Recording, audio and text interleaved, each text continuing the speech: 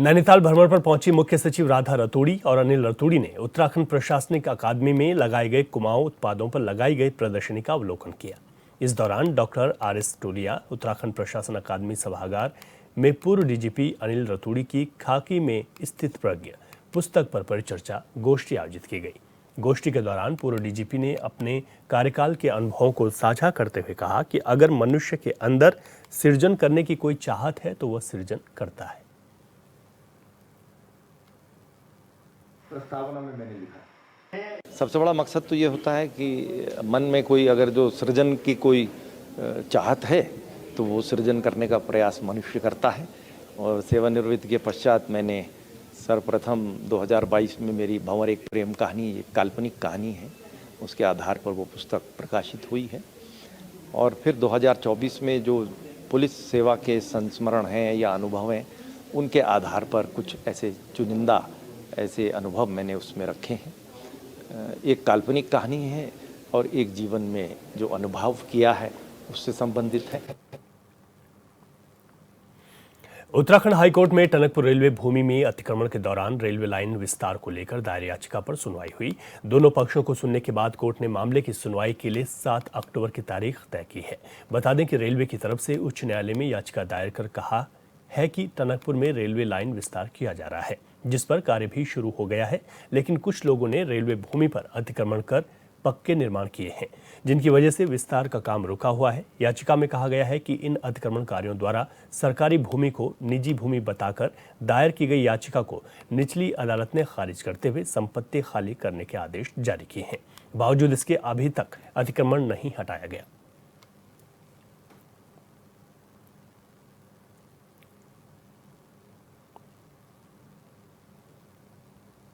इसमें गवर्नमेंट ने ब्रॉडवेज के लिए लाइन स्वीकृति की है, इसमें पैसा भी आ गया है, इसमें कंस्ट्रक्शन का काम भी चल रहा है। और बीच में बहुत से अनऑथराइज कंस्ट्रक्शन है, जिन लोगों ने, किसी की दुकान है, किसी का होटल है और किसी का सैलून है, तो उसकी वजह से जो है पूरा जो लाइन का जो काम हो रुका हुआ है। आधा काम तो हो चुका, आधा रुका हुआ है सिर्फ इन लोगों की वजह से। तो जब नीचे इनको नोटिस दिया तो इसके खिलाफ कोर्ट में चले गए, कोर्ट में भी एक केस हार गए। उसके बाद ने उसकी अपील की। अपील में 30 तारीख को डिस्ट्रिक्ट जज चंपावत ने इनका केस को खारिज कर दिया। ये कहते हुए कि साहब आपका ज़मीन में कोई अधिकार नहीं है, ये रेलवे की ज़मीन है और क्योंकि इस पर जो है पूरी ब्रॉडबैंड का काम हो रहा है उसको आप करने दीजिए। उस ऑर्डर के खिलाफ ये 2 पिटिशनर हाई कोर्ट आ गए, कहते हुए कि साहब ये हमारी ज़मीन है और रेलवे जो है इसको आज का हमें टाइम दे रखा है, हमें नोटिस दिया है 5 तारीख का और 5 तारीख को इसको डिमोलिश कर देंगे। तो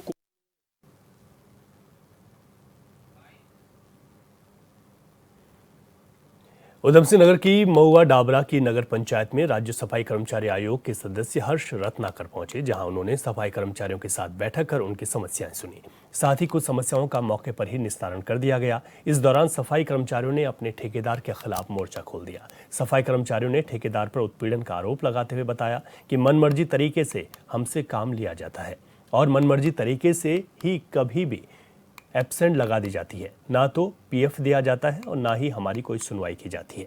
मामले को गंभीरता से लेते हुए हर्ष रत्नाकर ने महुआ डाबरा नगर पंचायत की जिम्मेदार अधिकारी शिखा आर्य को कार्रवाई के निर्देश दिए। क्योंकि समस्या यह है कि उनका पीएफ और एसआई जमा नहीं हो पा रहा है। मैंने सख्त अधिकारी को निर्देश देते हुए कहा कि 8 दिन के अंदर अगर इनका पीएफ और एसआई जमा नहीं हुआ तो कड़ी कार्रवाई की जाएगी। ये हमारे आदरणीय पुष्कर सिंह धामी जी की सरकार है। पुष्कर सिंह धामी जी की सरकार में अगर कोई अधिकारी ने भी कोई भी गलती की तो बख्शा नहीं जाएगा। मीटिंग में हमने ये निर्णय लिया है कि जिनको 10 साल हो गए हैं हमारी सरकार उनको परमानेंट करेगी। वो सभी नगर निगम नगर पालिकाओं ने अपने यहाँ से लेटर भेजकर शासन को लेटर भेजा है। वो लेटर हमारे शासन को और आयोग को प्राप्त हो गया। राजकीय गौवंश प्रजनन प्रयोगशाला में कार्यरत संविदा श्रमिक के साथ हुए शोषण और उसको निकाले जाने पर उस वक्त हंगामा खड़ा हो गया जब सामाजिक कार्यकर्ता गजेंद्र जोशी की अगुवाई में स्थानीय लोगों ने परियोजना निदेशक का घेराव किया, जहां बातचीत के दौरान स्थानीय लोगों और विभागीय कर्मियों की तीखी नोकझोंक भी हुई। हालांकि परियोजना निदेशक की ओर से आक्रोशित लोगों को इस मामले को गंभीरता से लिए जाने का आश्वासन मिलने के बाद ही आक्रोशित लोगों का गुस्सा शांत हुआ।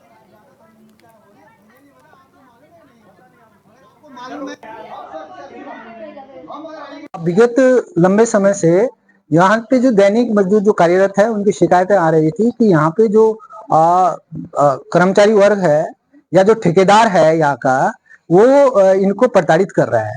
तो ठेकेदार द्वारा अनावश्यक रूप से जो है मजदूरों को प्रताड़ित किया जा रहा था। इसको लेके आज हमने जो है परियोजना निदेशक से बात की, मुलाकात की, इनको बोला कि इस तरीके से यहाँ पे अनियमितताएं हो रही है। दूसरा सबसे बड़ी बात यह है देखने की है कि ठेकेदार द्वारा यहाँ पे एक तो जो चारा यहाँ गायों के लिए है उसको भी बेचा जा रहा है, जबकि ये मामला संज्ञान में आया था।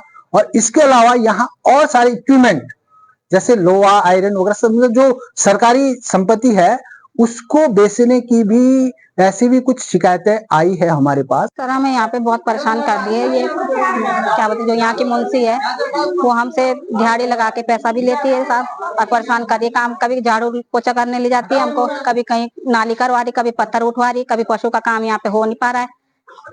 सब मिलकर वो कर रहे हैं, ये लोग हमें परेशान कर रहे हैं। हम अधिकारियों के पास भी गए थे कि इनको समझा दो, लेकिन ये लोग भी हमारी बात नहीं मान रहे, ना सुन रहे थे, इसलिए हमें ये कदम उठाना पड़ रहा था। तो ग्राम सभा भूड़ से कुछ जो है मतलब 5-7 महिलाएं जो हैं वो लगी हुई हैं, तो थोड़ा सा ये ठेकेदार के द्वारा ये काम कराया जाता है। तो उसकी जो सुपरवाइजर जो है उसकी, तो उसके व्यवहार से ये लोग थोड़ा सा ये कि असंतुष्ट हैं। और आज थोड़ा सा जो काम बताया हुआ तो उसके प्रति इन्होंने ये असहमति व्यक्त की। तो जो इनकी शिकायतें थी वो मैं अपने संज्ञान में लेके रुकेंगे एक छोटे से ब्रेक के बाद। आपका स्वागत है। शामली की कैराना लोकसभा सीट से सपा सांसद इकरा हसन के नाम से सोशल मीडिया पर सैकड़ों की संख्या में अकाउंट चल रहे हैं, जिनसे परेशान होकर सपा सांसद इकरा हसन ने पुलिस को लिखित शिकायत दी है। उन्होंने सभी फर्जी अकाउंट्स को बंद करने की पुलिस से मांग की है। फिलहाल सपा सांसद इकरा हसन की ओर से 92 सोशल मीडिया अकाउंट्स की सूची शामिल कर पुलिस को सौंपी गई है, जिन्हें बंद करने की शिकायत सपा सांसद के प्रतिनिधि मनोज राणा ने की। पुलिस ने भी शिकायत को गंभीरता से लेते हुए उक्त जांच साइबर सेल को सौंप दी है।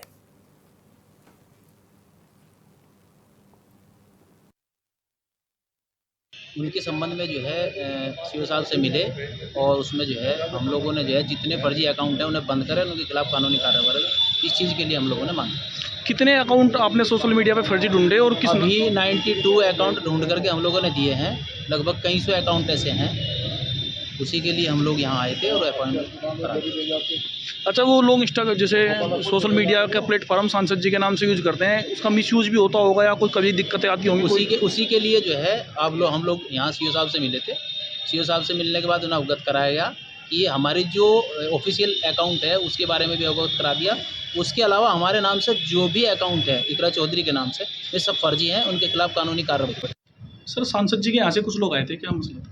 आज दिनांक 5/10/2024 को थाना कैराना पर माननीय सांसद इकरा हसन जी के यहाँ से एक जो है प्रार्थना पत्र दिया गया, जिसमें ये बताया गया कि उनके नाम से जो है फर्जी अकाउंट इंस्टाग्राम पे, यूट्यूब पे और अन्य जो सोशल मीडिया पे जो प्लेटफॉर्म बना दिया गया है, उसके संबंध में जो है साइबर सेल को रिपोर्ट भेज दी गई है। इसमें शेष विधि। मुजफ्फरनगर में पूर्व विधायक विक्रम सैनी ने राहुल गांधी को लेकर बड़ा बयान दिया। उन्होंने कहा कि वे हमारे स्टार प्रचारक हैं, जो भी वे बीजेपी के खिलाफ बोलते हैं उससे बीजेपी को फायदा होता है। विक्रम सैनी ने राहुल गांधी को बेचारा बताते हुए कहा कि उन्हें बोलने का पता ही नहीं है।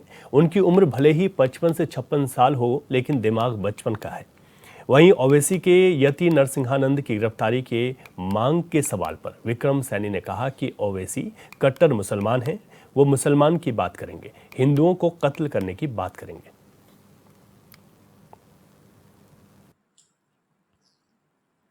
देखो, आरक्षण तो देना चाहिए, वे खत्म करने की बात कर रहे।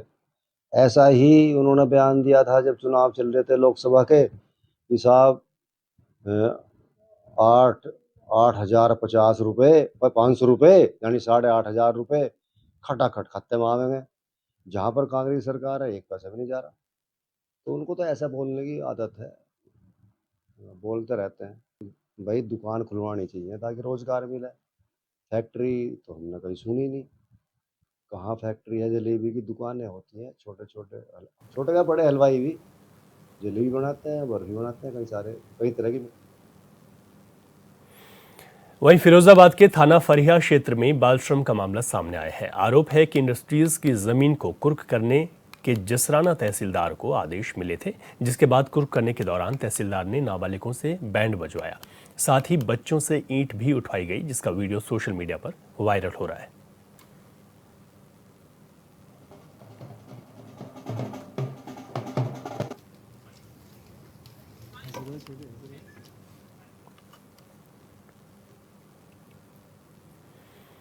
बदायूं के सहसवान विकासखंड में मूलभूत सुविधाओं के लिए अहमदनगर असोली गांव के ग्रामीण तरस रहे हैं। बता दें कि गांव में जल निकासी न होने से एक प्लांट में गंदा पानी भर रहा है, जिससे संक्रामक रोगों के फैलने की आशंका है। गांव के ग्रामीण टूटी फूटी सड़कों से निकलने को मजबूर हैं। ग्रामीणों ने कई बार उच्च अधिकारियों से इसकी शिकायत भी की है, लेकिन अभी तक इस मामले में कोई कार्रवाई नहीं की गई। वहीं ग्रामीणों की अधिकारियों से मांग है कि वो जल्द ही समस्याओं का समाधान करें।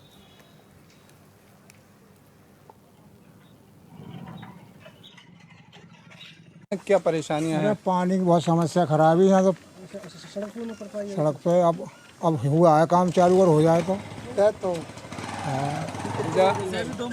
कैसी दिक्कतें कैसी आती थी? पानी की बहुत दिक्कत आई है। यहाँ दूसरे गाँव मोहल्ले में निकल करके जाना पड़ा है। पूरा गांव ऐसा ही है? पूरा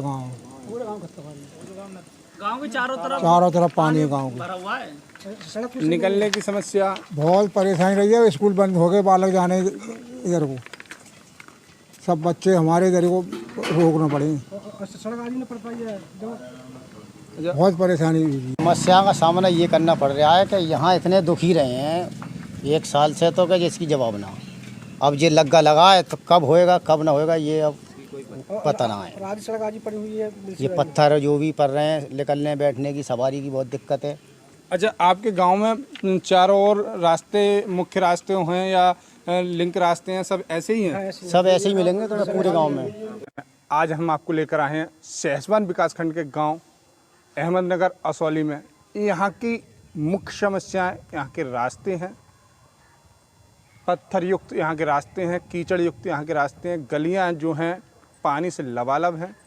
आपको तस्वीरों में पीछे दिख रहा होगा जो एक प्लाट है, इसमें जो ये कोई तालाब नहीं है। यहाँ गांव घरों से निकलने वाला वो पानी है जो इस प्लाट में जाके इकट्ठा हुआ है। यहाँ के अधिकारियों की उदासीनता कह लें या ग्राम प्रधान की उदासीनता कह लें कि यहाँ पानी निकासी ना होने के चलते जो गांव का पानी है यहाँ इकट्ठा हो रहा है, और इस इकट्ठे हुए पानी से मच्छर जनित रोग होने की आशंका से इनकार नहीं किया जा सकता। ये जो पानी यहाँ पर इकट्ठा है, यहाँ से संक्रामक रोग भी फैल सकते हैं, लेकिन जिम्मेदार इस ओर कोई ध्यान नहीं देते हैं। आज हम बात करेंगे ग्रामीणों से और उनकी इन समस्याओं को अब तक किसने देखा और आश्वासन दिया है, इस बारे में ग्रामीणों से बात करेंगे। कैमरा पर्सन एसपी सिंह के साथ रिंकू भारद्वाज, HNN 24x7 बदायूं। क्या समस्या है? ये समस्या है हमारे यहाँ कोई भी साधन मतलब रोड का नहीं, पहली बात तो, और जो भी है थोड़ा बहुत वो खुद गए लेने की वजह से। ये पानी वाली जो पड़ी है उसमें कंप्लेन से बोलें क्या, और फिर कोई भी प्रधान जो भी रहे हमेशा अहमदनगर असौली में यादव प्रधान रहे, किसी ने ये ना देखा कि गांव के लिए क्या करें क्या ना करें। अपना कोटा पूरा करा और मतलब 5 साल बाद दूसरा मतलब काम तैयार कर लेंगे।